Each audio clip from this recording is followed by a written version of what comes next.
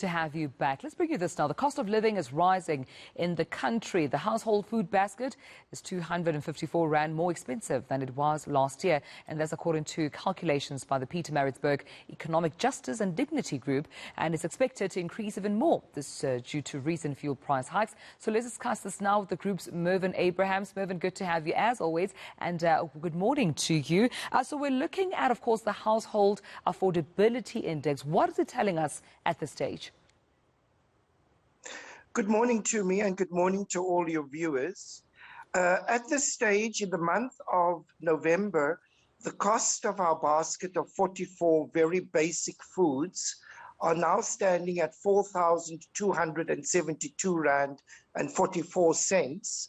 That is a slight decrease on the month of October, a 45 Rand decrease, largely driven by cheaper prices of most of our vegetables.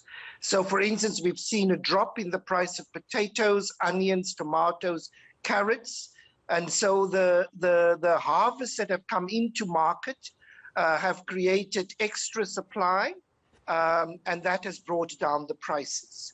But when we look at our basket year on year, as you've mentioned, it has increased by 254 Rand, or 6.3%, which is still very large when we consider the amount of salary increases, grant increases, right, and all the other expenditure, like 16%, 15% on electricity, 7% increase on transport, and now the latest petrol price hike. Yeah, but I also understand, Mervyn, that the increases, the percentage increases differ per city. So Joburg and Durban and Cape Town, for example, have different percentage increases.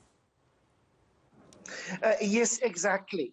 And so we see, for instance, in Johannesburg, that the increase year on year has been 6.9%, while in Durban it's increased by 7%, in Cape Town by 5.6%, in Pietermaritzburg by 9.2%. And to me, the reason why the increases are larger in the city of Johannesburg, Durban and Pietermaritzburg is that we are still feeling the effects of the July unrest. During the month of July, with the unrest, the basket in those cities spiked by well over 10% month on month between July and August. And it has been coming down extremely slowly. So those are still the effects of the unrest. Right. You also mentioned a bit early on, Mervyn, in our conversation about the impact that these increases are also due to fuel price hike. Let's talk about that for a moment, because South Africans are outraged by this price hike, but also the error with which the Department of Mineral Resources has made, of course, saying that they had a 6 cents difference there, which they miscalculated. Talk to me about the impact of these price hikes, particularly on fuel, that we're seeing. So we know, for instance, to me, that about 40% of the price that we pay at the petrol pump is directly connected to taxes and levies that government levy on the sale of petrol in South Africa. So that's already quite high.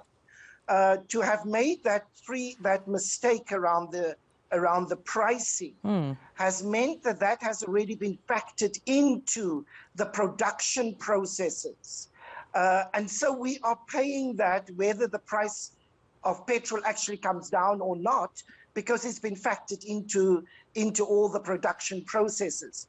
So South Africans will continue paying for a year that mistake made by the Department of Minerals. And because petrol is such an important input cost, when it increases almost everything, all goods and services in the country. Yeah, and I was just talking to Gareth about this even yesterday, and I think a couple of days ago, to say that it will also impact, obviously, on even public transport. And we know that when taxi fares and fees go up, they do not come back down. And like you rightfully said, Mervyn, it doesn't mean that when these increases go up, of course, there's a change in your salary or even the social grants. Chances are your income remains the same. Your social grant impact stays the same. However, However, we're seeing those increases. Mervyn, that's all we have to leave it due to time, but thank you so much for speaking us this morning. So did you hear that, Gareth?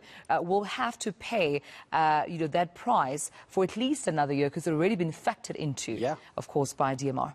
And then we ask the questions, why, exactly to your point, why don't these prices come down? Because they've got to make up for the money that's been lost. It's going to run for a year. Right. And that's why it's pretty much going to be here for the next 12 months or so. So the fuel price has such a massive knock-on effect. I was interested to know that vegetable prices have actually come down as a result. So the basket down a little bit, but still very, very expensive. Always good to find out what's happening with the affordability index. Okay.